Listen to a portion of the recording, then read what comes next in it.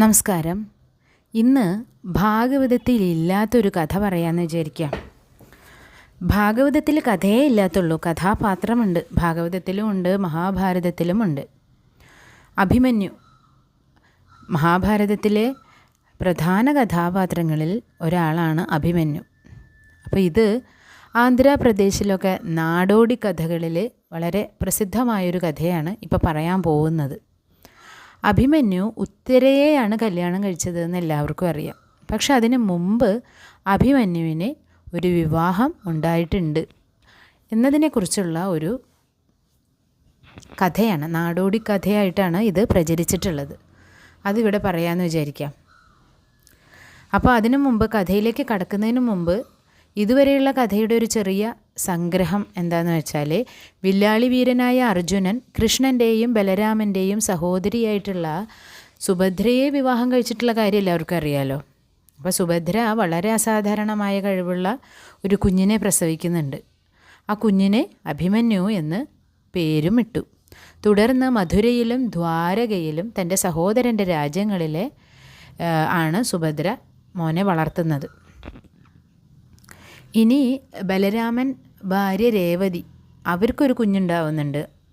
അത് ഒരു പെൺകുഞ്ഞാണ്. അവളാണ് ശശിരേഖ. ശശിരേഖയും അഭിമന്യുവും ഉറ്റ സുഹൃത്തുക്കളായിട്ടാണ് വളർന്നത്. അവരുടെ ബാല്യത്തിൻ്റെ വലിയൊരു ഭാഗം ഒരുമിച്ച് ചെലവഴിച്ചിട്ടുണ്ട്. ആ കാലഘട്ടത്തിൽ നിലനിന്നിരുന്ന ആചാരങ്ങളനുസരിച്ച് സ്വന്തം കുടുംബത്തിൽ തന്നെ കുടുംബത്തിൽ നിന്ന് തന്നെ വിവാഹം കഴിക്കുന്നതിന് യാതൊരു തടസ്സവും ഉണ്ടായിരുന്നില്ല. അത് അസാധാരണമായിട്ടൊന്നും അതിലുണ്ടായിരുന്നില്ല. ഇന്നും അങ്ങനെ തന്നെയാണല്ലോ. അപ്പോൾ ശശിരേഖയുടെയും അഭിമന്യുവിൻ്റെയും പരസ്പര സ്നേഹം മനസ്സിൽ വെച്ചുകൊണ്ട് വളരെ ചെറുപ്പത്തിൽ തന്നെ സുഭദ്ര തൻ്റെ മകനെ ഈ ശശിരേഖയെ കൊണ്ട് വിവാഹം കഴിപ്പിക്കാമെന്ന് പറഞ്ഞിട്ടുണ്ടായിരുന്നു. അപ്പോൾ ബലരാമനും ഭാര്യയും ഈ വാഗ്ദാനം സ്നേഹപൂർവ്വം സ്വീകരിച്ചിട്ടുമുണ്ട്. എന്നാൽ വളരെ പെട്ടെന്ന് തന്നെ അഭിമന്യുവിന് തൻ്റെ അമ്മാവൻ കൃഷ്ണൻ്റെ നഗരമായ ദ്വാരകയിലേക്ക് പോവേണ്ടി വന്നു. മെച്ചപ്പെട്ട വിദ്യാഭ്യാസ സാധ്യതകൾക്ക് വേണ്ടിയിട്ടാണ് പോയത്. അത് കൊണ്ട് അഭിമന്യുവും ശശിരേഖയും വേർപിരിഞ്ഞു. തൽഫലമായിട്ട് അവർ തങ്ങളുടെ കൗമാരം വേർപിരിഞ്ഞാണ് ചെലവഴിച്ചത്. ഈ സമയത്താണ് ഈ ചൂതുകളിയിൽ പാണ്ഡവർ തോൽക്കുന്നതും 12 വർഷം വനവാസം അനുഭവിക്കേണ്ടി വന്നതും 1 വർഷം അജ്ഞാതവാസം അനുഭവിക്കേണ്ടിയൊക്കെ വന്നത് ഈ സമയത്താണ്. അപ്പോൾ ഇങ്ങനെയൊക്കെ സംഭവിച്ചപ്പോൾ സുഭദ്രയുടെ ജീവിതത്തെയും അത് വളരെയധികം ബാധിച്ചിട്ടുണ്ട്. കാരണം എന്താ, സുഭദ്രയുടെ ഭർത്താവ് പാണ്ഡവരിൽ ഒരാളാണല്ലോ, അർജുനനല്ലേ. അപ്പോൾ അർജുനനെ എല്ലാം നഷ്ടപ്പെട്ടിരിക്കുകയല്ലേ. പഞ്ചപാണ്ഡവർക്കും സ്വത്തും രാജ്യവും എല്ലാം നഷ്ടപ്പെട്ടു. അപ്പോൾ സ്വാഭാവികമായിട്ടും സുഭദ്രയുടെ ജീവിതവും അതിൽ തകരുമല്ലോ. അപ്പോൾ വിലയേറിയ ആഭരണങ്ങൾ, വസ്ത്രങ്ങൾ എല്ലാം ഉപേക്ഷിച്ച് താരതമ്യേന ലളിതമായ ജീവിതം നയിക്കാൻ സുഭദ്ര നിർബന്ധിതയാവുകയാണ്. അപ്പോൾ ഈ സംഭവത്തിന് ശേഷം സുഭദ്രയും അഭിമന്യുവും ധാർമ്മിക പിന്തുണ, ഒരു സപ്പോർട്ട് നമുക്ക് ആവശ്യമാണല്ലോ, അതിന് വേണ്ടിയിട്ട് മധുരയിലേക്ക് പോയി. എന്നാൽ രേവതിയുടെ പെരുമാറ്റം അപ്പോൾ വളരെയധികം മാറിയിരിക്കുന്നു. ആ പെരുമാറ്റത്തിലെ പ്രകടമായ വ്യത്യാസം കണ്ടപ്പോൾ സുഭദ്ര വളരെ വിഷമിച്ചു പോയി, വളരെ നിരാശ തോന്നി. ദുഃഖിതയായ സുഭദ്ര രുക്മിണിയുടെ വാക്കുകളിലാണ് ആശ്വാസം കണ്ടെത്തിയത്. അപ്പോൾ രേവതിയാണെങ്കിലോ ഈ പൈസയില്ലായ്മയും ദാരിദ്ര്യവും എല്ലാം കൊണ്ടും വിഷമിച്ചിരിക്കുന്ന ഈ സുഭദ്രയെ ഇടയ്ക്കിടയ്ക്ക് പരിഹസിക്കുന്നുണ്ട്. അപ്പോഴാണ് സുഭദ്ര തൻ്റെ അനാകർഷകമായ വസ്ത്രങ്ങളും ആഭരണങ്ങളും ഒക്കെ ഇനി വിവാഹം ആ വാഗ്ദാനം പാലിക്കാതിരിക്കുന്നതിലേക്ക് നയിക്കുമോ എന്ന് സംശയിച്ചത്. അപ്പോൾ മനസ്സിലൊരു ആശങ്ക തോന്നി, ഇനി ഇവർ വിവാഹത്തിൽ നിന്നെങ്ങാനും പിന്മാറുമോ എന്തോന്ന്. ആ ഭയപ്പെട്ടതുപോലെ തന്നെ സംഭവിക്കുകയും ചെയ്തു. ദുര്യോധനോട് തൻ്റെ മകൻ, ദുര്യോധൻ്റെ മോൻ്റെ പേരാണ് ലക്ഷ്മണകുമാരൻ, ആ ലക്ഷ്മണനെ കൊണ്ട് ശശിരേഖയെ വിവാഹം കഴിപ്പിക്കാൻ ശകുനി ഇതിൻ്റെ ഇടയിൽ ഉപദേശിക്കുന്നുണ്ട്. കാരണം എന്താ, അത് ഹസ്തിനപുരിക്ക് വളരെ ഫലപ്രദമായിട്ടുള്ളൊരു ബന്ധം ആകുമെന്ന് ശകുനി ഉപദേശിച്ചു. അത് സത്യം തന്നെയാണ് താനും. അപ്പോൾ ദുര്യോധനന് വളരെ സന്തോഷമായി. ഒന്നാമതെന്താ, ബലരാമൻ ദുര്യോധനൻ്റെ ഗുരുവാണ്. അവർ തമ്മിൽ വളരെ മാനസിക ഐക്യമാണ്. മാത്രമല്ല ഈ ബന്ധം ഇങ്ങനെ ഉറപ്പിക്കാൻ വേണ്ടിയിട്ടും പറ്റുമല്ലോ.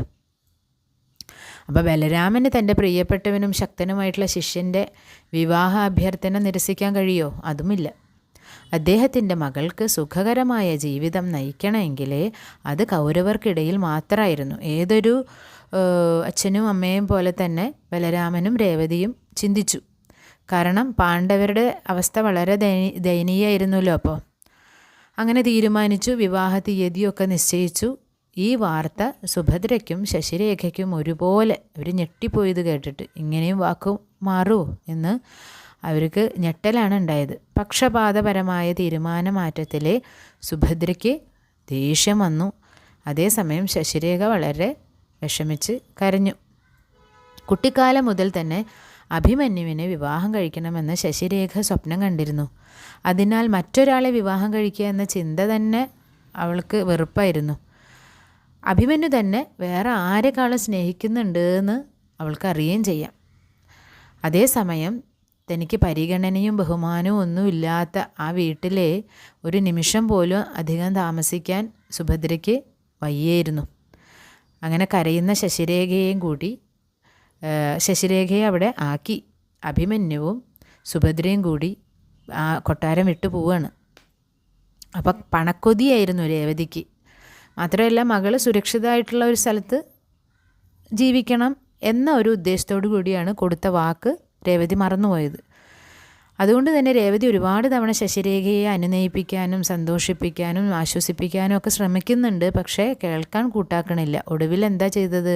ശശിരേഖയെ ഒരു മുറിയിലിട്ടങ്ങ് പൂട്ടുകയാണ്. ഇനി ഈ ഇറങ്ങിപ്പോയ ആൾക്കാരുണ്ടല്ലോ, സുഭദ്രയും അഭിമന്യുവും, അവർ പോകുന്നത് വനത്തിലൂടെയൊക്കെയാണ് പോണത്. അപ്പോൾ ഇവിടെ ഒരു കഥാപാത്രം വരുന്നുണ്ട്, ഘടോത്കജൻ. അപ്പോൾ ഭീമൻ്റെ ഭീമാകാരനായിട്ടുള്ള പുത്രനാണ് ഘടോത്കജൻ. ആരുടെ മകനാ? ഹിഡിംബിയുടെ മകനാണ്. കാമ്യക വനത്തിലാണ് അവർ താമസിച്ചിരുന്നത്. അപ്പോൾ ആ വനത്തിലൂടെയാണ് ഈ അമ്മയും മകനും പോകുന്നത്. അപ്പോൾ ഒരു യുവാവും അയാളുടെ വൃദ്ധയായിട്ടുള്ള അമ്മയും തങ്ങളുടെ പ്രദേശത്ത് പ്രവേശിച്ചതായിട്ട് ഘടോത്കജൻ്റെ കൂട്ടാളികൾ അദ്ദേഹത്തെ അറിയിച്ചപ്പോൾ കൗതുകത്തോടെ, വെറും മനുഷ്യരല്ലേ, അവരെ ഒന്ന് പേടിപ്പിച്ച് കളയാമെന്ന് വിചാരിച്ചിട്ട് കൂട്ടാളികളെ വിടുകയാണ് പേടിപ്പിക്കാൻ. പക്ഷേ കൂട്ടാളികൾ ആ വെറും മനുഷ്യരോട് തോറ്റിട്ട് ഓടി വരിക. അപ്പോൾ ഘടോത്കജന് കാര്യങ്ങൾ വിചാരിച്ച പോലെയല്ല നടക്കണത് എന്ന് മനസ്സിലായി. കാരണം വെറും മനുഷ്യർക്ക് തോൽപ്പിക്കാൻ പറ്റില്ല കൂട്ടാളികളെ. അവർ അത്യാവശ്യം ശക്തിയുള്ളവരാണ്. അപ്പോൾ അവർ വെറും മനുഷ്യരല്ല എന്ന് മനസ്സിലായിട്ട് ഏറ്റവും ബലമുള്ള കവചമൊക്കെ ധരിച്ച് ഭയാനകമായ ആയുധങ്ങളൊക്കെ പ്രയോഗിച്ചുകൊണ്ട് ഈ ഘടോത്കജൻ അവരെ അന്വേഷിച്ച് പറന്നുയർന്നു. രാക്ഷസനാണ്, മായാവിയാണ്, എല്ലാവിധ കഴിവുകളും ഉണ്ട്, മായാ പരിപാടികളൊക്കെ ഉണ്ട് കയ്യിൽ. താമസിയാതെ വീരനായ അഭിമന്യുവും ശക്തനായ ഘടോത്കജനും തമ്മിൽ ഒരു വലിയ പോരാട്ടം തന്നെ അവിടെ സംഭവിക്കുന്നുണ്ട്. പക്ഷേ കുറേ സമയം തൻ്റെ മാരകമായിട്ടുള്ള ആക്രമണങ്ങളിൽ നിന്ന് രക്ഷപ്പെട്ടുകൊണ്ടിരിക്കുകയാണ് അഭിമന്യു. അത് ഘടോത്കജനെ അത്ഭുതപ്പെടുത്തി. അപ്പോൾ ഘടോത്കജൻ പേരൊക്കെ ചോദിക്കുന്നുണ്ട്, നീ ആരാണെന്നൊക്കെ. അവിടെയൊന്നും അഭിമന്യു ഉത്തരം പറയുന്നില്ല. ഈ യുദ്ധത്തിനിടയിൽ പേര് ഊരൊക്കെ ചോദിക്കേണ്ടത് എന്തിനാണ്? യുദ്ധം വന്നാൽ യുദ്ധം ചെയ്തിട്ട് പൊക്കോണം എന്ന് പറയുക. അപ്പോൾ അതിൻ്റെ ഇടയിൽ സുഭദ്ര അഭിമന്യുവിൻ്റെ പേര് ഉച്ചത്തിൽ വിളിച്ചപ്പോൾ അദ്ദേഹത്തിൻ്റെ സംശയമൊക്കെ സത്യമായി. ഘടോത്കജൻ്റെ സംശയങ്ങളെ അതൊക്കെ സത്യമായി. അപ്പോഴാണ് ഘടോത്കജന് ജ്ഞാനോദയം ഉണ്ടാവുന്നത്. ഉടനെ തന്നെ ആയുധങ്ങളൊക്കെ താഴെയിട്ട് സുഭദ്രയുടെ കാൽക്കലൊക്കെ വീണു ക്ഷമയാചിച്ചു. തുടർന്ന് അഭിമന്യുവിനെ കെട്ടിപ്പിടിച്ചിട്ട് പറയാണ്, ഞാൻ ഭീമൻ്റെ മകനാണ്, ഹിഡുംബി അച്ഛൻ്റെ വേറൊരു ഭാര്യ ഹിഡുംബിയുടെ മകനാണ് ഞാൻ, നിൻ്റെ ജ്യേഷ്ഠനാണ് എന്നൊക്കെ പറഞ്ഞു. ഘടോത്കജൻ തൻ്റെ അമ്മ ഹിഡുംബിയെ പരിചയപ്പെടുത്തിയപ്പോൾ അഭിമന്യുവും സുഭദ്രയൊക്കെ വളരെയധികം സന്തോഷിച്ചു. അങ്ങനെ കുറച്ച് ആഘോഷങ്ങളൊക്കെ ഉണ്ടായി. അതിനൊടുവിൽ അഭിമന്യുവും സുഭദ്രയും തങ്ങളുടെ അവസ്ഥ ഒക്കെ പറഞ്ഞ് അവരറിഞ്ഞു. അപ്പോൾ ഘടോത്കജൻ പറയാണ്, വിഷമിക്കേണ്ട, ഒരു തരത്തിലും നിങ്ങൾ വിഷമിക്കേണ്ട, ഞാനില്ലേ കൂടെ എന്നും പറഞ്ഞിട്ട് എന്താ ചെയ്തത്? എന്തൊക്കെയോ മനസ്സിൽ ഉറപ്പിച്ചുകൊണ്ട് ഘടോത്കജൻ ബലരാമൻ്റെ കൊട്ടാരത്തിലേക്ക് അങ്ങ് പറന്നു. കൊട്ടാരത്തിലെ ആരും ശ്രദ്ധിക്കപ്പെടാതെയാണ് അവിടെ എത്തിയത്. പക്ഷെ അവിടെ എത്തിയപ്പോൾ കുറച്ച് ബുദ്ധിമുട്ടി. കാരണം പൂട്ടിയിട്ടിരിക്കുന്ന മുറിയൊക്കെ കാണണമല്ലോ. അപ്പോൾ ആ സമയത്ത് ഘടോത്കജനെ നയിക്കാൻ വേണ്ടിയിട്ട് അവിടെ ഒരു വൃദ്ധൻ്റെ രൂപത്തിൽ ശ്രീകൃഷ്ണൻ രക്ഷയ്ക്കെത്തി എന്നാണ് കഥയിൽ പറയണത്. അങ്ങനെ തൂവൽ പോലെ ഭാരം കുറഞ്ഞ കാലുകളൊക്കെ ആക്കിയിട്ട് ഭീമനായിട്ടുള്ള ഘടോത്കചൻ രൂപമൊക്കെ മാറ്റി ശശിരേഖയുടെ അറയിൽ പ്രവേശിക്കുക. എന്നിട്ട് എന്താ ചെയ്തത്? ഉറങ്ങിക്കിടക്കുകയാണ് ശശിരേഖ അതിൽ. പക്ഷേ ഒരു കൈകൊണ്ട് കിടക്കെ ഉയർത്തി കാമികവനത്തിലേക്ക് അങ്ങ് പറന്നു. ശശിരേഖയ്ക്കാണെങ്കിൽ ഉറക്കത്തിൽ വളരെ ക്ഷീണിച്ച് കരഞ്ഞ് ഉറങ്ങുകയാണ്. ഒന്നും അറിയാൻ കഴിഞ്ഞില്ല. ഘടോത്കചൻ ശശിരേഖയായിട്ട് എത്തുന്നത് കണ്ടിട്ട് അഭിമന്യു ഞെട്ടിപ്പോയി. മാന്യനായ അഭിമന്യുവിൻ്റെ മനസ്സിലപ്പോൾ എന്താ തോന്നിയത്? ബലരാമൻ തൻ്റെ മകളെ ഞങ്ങൾ തട്ടിക്കൊണ്ടുപോയി എന്ന് അറിഞ്ഞു കഴിഞ്ഞാൽ എന്ത് വിചാരിക്കും, നമ്മളെക്കുറിച്ച് എന്ത് വിചാരിക്കും എന്ന് വിചാരിച്ചിട്ടാണ് അഭിമന്യുവിന് വിഷമായത്. പക്ഷേ ഘടോത്കചൻ്റെ കണ്ണുകളിൽ കുസൃതിയാണ് ഉണ്ടായിരുന്നത്. എന്താ? കാര്യങ്ങൾ നടക്കണേ ഉള്ളൂ, പ്രധാനപ്പെട്ട കാര്യം ഇനിയും ചെയ്യാതിരിക്കണേ ഉള്ളൂ എന്നുള്ളതാണ് പറയണത്. എന്നിട്ട് എന്താ ചെയ്തതെന്നറിയോ? ഘടോത്കചൻ ശശിരേഖയുടെ രൂപം സ്വീകരിച്ചിട്ട് ലക്ഷ്മണകുമാരൻ, ആരാ ലക്ഷ്മണകുമാരൻ? ദുര്യോധനൻ്റെ മകൻ. ആ ലക്ഷ്മണകുമാരനായിട്ടാണല്ലോ ഈ ശശിരേഖയുടെ വിവാഹം നിശ്ചയിച്ചിരിക്കുന്നത്. അപ്പോൾ ലക്ഷ്മണകുമാരൻ്റെ അടുത്തേക്ക് ശശിരേഖയുടെ രൂപത്തിൽ പോകാൻ തീരുമാനിച്ചു. എങ്കിൽ മാത്രമേ കാര്യങ്ങളൊക്കെ പൂർത്തീകരിക്കാൻ പറ്റുള്ളൂ വിചാരിച്ച പോലെ എന്നാണ് ഘടോത്കചൻ്റെ വാദം. അങ്ങനെ ഭീമാകാരനായിട്ടുള്ള ഘടോത്കചൻ ലോലയായിട്ടുള്ള വളരെ മൃദുവായിട്ടുള്ള ശരീരത്തോടു കൂടിയ ശശിരേഖയായിട്ട് സ്വയം രൂപാന്തരപ്പെട്ട് മധുരയിലേക്ക് പറന്നു. അങ്ങനെ ഈ ശശിരേഖ, അതായത് ഘടോത്കചനാണല്ലോ, അവിടെ എത്തിയപ്പോൾ പെരുമാറ്റത്തിലൊക്കെ അടിമുടി മാറ്റമാണ്. വളരെ അതിര് കടന്ന വിചിത്രമായിട്ടുള്ള പെരുമാറ്റമൊക്കെയാണ് മറ്റുള്ളവർ കാണുമ്പോൾ ശശിരേഖയ്ക്ക്. അപ്പോൾ അവർക്ക് പക്ഷേ ശശിരേഖയാണല്ലോ, ഒന്നും പറയാനും പറ്റണില്ല. എന്തോ എവിടെയോ ഒരു കുഴപ്പമുണ്ടെന്ന് അവർക്ക് തോന്നുകയും ചെയ്തു. അങ്ങനെ ശശിരേഖയുടെ വിവാഹ ദിനം വന്നെത്തി. തുടക്കം മുതൽ തന്നെ ഘടോത്കചൻ എപ്പോഴും പേടിപ്പിക്കും ലക്ഷ്മണകുമാരനെ. ഒരു വിചിത്രമായ പെരുമാറ്റം കാഴ്ചവെച്ചിട്ട് തൻ്റെ കാലുകൾ ഒരു തരം വളരെ സോഫ്റ്റായിട്ടുള്ള പൾപ്പ് പോലെയൊക്കെ ആക്കി മാറ്റാൻ ശ്രമിക്കുക. പിന്നെ കൈകൾ ഞെരിക്കുക. ലക്ഷ്മണകുമാരൻ്റെ കൈയൊക്കെ പിടിച്ച് ഞെരിച്ചു കൊടുക്കും. പിന്നെ നിമിഷങ്ങൾക്കുള്ളിൽ ഭക്ഷണമൊക്കെ ഇങ്ങനെ വാങ്ങി വെട്ടി വിഴുങ്ങും. അങ്ങനെ വളരെ കണ്ടു കഴിഞ്ഞാൽ തന്നെ വളരെ വൃത്തി ഇല്ലാത്ത ഓരോരോ പെരുമാറ്റങ്ങളൊക്കെ കാഴ്ചവെക്കുകയാണ് ഘടോത്കചൻ, ശശിരേഖയുടെ വേഷത്തിലുള്ള ഘടോത്കചൻ. പക്ഷേ ഈ വിഡ്ഢിയായിട്ടുള്ള ലക്ഷ്മണകുമാരനെ ഇതൊന്നും ഒരു പ്രശ്നമായിരുന്നില്ല. കാരണം എന്താ? കാണാൻ നല്ല ഭംഗിയുള്ള ഒരു പെണ്ണല്ലേ, ബാഹ്യ സൗന്ദര്യത്തിൽ അത്ഭുതപ്പെടും. ആകെ ഇങ്ങനെ അലിഞ്ഞിരിക്കുന്ന ലക്ഷ്മണൻ അതൊന്നും പ്രശ്നം ഉണ്ടായിരുന്നില്ല. അഭിമന്യുവിനോട് കടുത്ത മത്സരബുദ്ധിയുണ്ട്. എന്താ? അഭിമന്യുവിന് കിട്ടാത്ത ആളെ എനിക്ക് കിട്ടുകയാണല്ലോ, അപ്പോൾ അതുകൊണ്ട് ഒരു കുഴപ്പവും ഒരു പ്രശ്നമില്ല, ഇതൊന്നും ഒരു പ്രശ്നമില്ല എന്നും പറഞ്ഞിട്ട് അവളുടെ വൈചിത്രത്തിലെ വിചിത്രതകളിൽ മയങ്ങി അങ്ങ് ഇരിക്കുകയാണ്. അപ്പോൾ ശകുനിക്ക് പക്ഷെ തോന്നി കേട്ടോ, ഇതെന്തോ ഒരു കുഴപ്പം, കൃഷ്ണൻ അങ്ങനെ വെറുതെ ഇരിക്കുന്ന ആളല്ല എന്ന് തോന്നി ശകുനിക്ക്. അപ്പോൾ ബലരാമനോട് അത് പറയുകയും ചെയ്തു. ദുര്യോധനോടൊക്കെ പറഞ്ഞപ്പോൾ ബലരാമൻ പറഞ്ഞു, അങ്ങനെയുള്ള ഒരു സംശയത്തിനും ഒരു കാര്യമില്ല, അതൊന്നുമല്ല, ഇവിടെ ഒരു കുഴപ്പമില്ല എന്നാണ് ബലരാമൻ്റെ വാദം. അതുകൊണ്ട് ശകുനിക്കാണെങ്കിൽ ഒന്നും പറയാനും നിർത്തിയില്ല. എന്നിട്ടോ ഈ വിവാഹ പ്രതിജ്ഞ ഉണ്ട്. അപ്പോൾ ഈ അഗ്നിയുടെ മുന്നിൽ വലം വയ്ക്കുന്നതൊക്കെ ഉണ്ടല്ലോ, അതിന് തൊട്ട് മുമ്പ് ഘടോത്കചൻ തൻ്റെ യഥാർത്ഥ രൂപം സ്വീകരിച്ച് ബലരാമനോട് മകൾക്ക് എന്താ സംഭവിച്ചതെന്നും മകളുടെ കാര്യങ്ങളും പിന്നെ ശകുനിയുടെ ഗൂഢലക്ഷ്യങ്ങളെക്കുറിച്ചൊക്കെ അവിടെ നിന്ന് പറയുക. ഇത് കേട്ടപ്പോൾ ബലരാമന് ദേഷ്യം വന്നു. ആദ്യം ദേഷ്യമാണ് വന്നത്. പക്ഷേ ഘടോത്കചൻ്റെ ആരോപണങ്ങളിൽ ഭൂരിഭാഗവും ശരിയാണ് എന്ന് തോന്നി ബലരാമന്. അപ്പോൾ അദ്ദേഹം ശാന്തനായി ദുര്യോധനനോട് ശകുനിയോടും അവരുടെ അജ്ഞതയുള്ള രാജകുമാരനോടും, ലക്ഷ്മണകുമാരന് അധികം വിവരമൊന്നുമില്ല, അപ്പോൾ ആ രാജകുമാരനോടും ഇനിയിപ്പോൾ എന്താ ചെയ്യുക, വിവാഹം കഴിഞ്ഞില്ലേ, ഈ ശശിരേഖയെ കൊണ്ടുപോയിരിക്കുകയല്ലേ, അപ്പോൾ അതുകൊണ്ട് അവിടുന്ന് പോവാൻ ആവശ്യപ്പെട്ടു.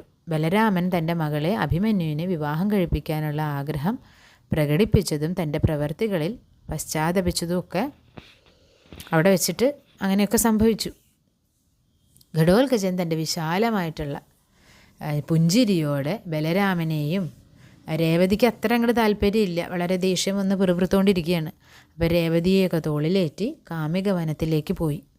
അവിടെ വെച്ച് എല്ലാ മുതിർന്നവരുടെയും സാന്നിധ്യത്തിൽ അവരുടെ അനുഗ്രഹമൊക്കെ വാങ്ങിയ ശേഷം ശശിരേഖയും അഭിമന്യുവും വിവാഹിതരാവുന്നുണ്ട്. ഈ കഥ ഭാഗവതത്തിലോ മഹാഭാരതത്തിലോ നേരത്തെ ഞാൻ പറഞ്ഞതുപോലെ തന്നെ കാണാൻ കഴിയില്ല. ഇത് ആന്ധ്രാപ്രദേശിലെ ഒരു നാടോടി കഥയായിട്ട്, വാമൊഴിയായിട്ടൊക്കെ പകർന്നു വന്ന കഥയാണ്. എന്തു തന്നെയായാലും ഒരു കഥ, മഹാഭാരതത്തിലെ ഒരു പ്രധാന കഥാപാത്രത്തെ സംബന്ധിക്കുന്ന ഒരു കഥയായതുകൊണ്ട് ഇവിടെ പറയാമെന്ന് വിചാരിച്ചു. ഭാഗവതത്തിലും മഹാഭാരതത്തിലുമൊക്കെ അഭിമന്യു ഏക പത്നിയുള്ള ഒരു വ്യക്തിയാണ്.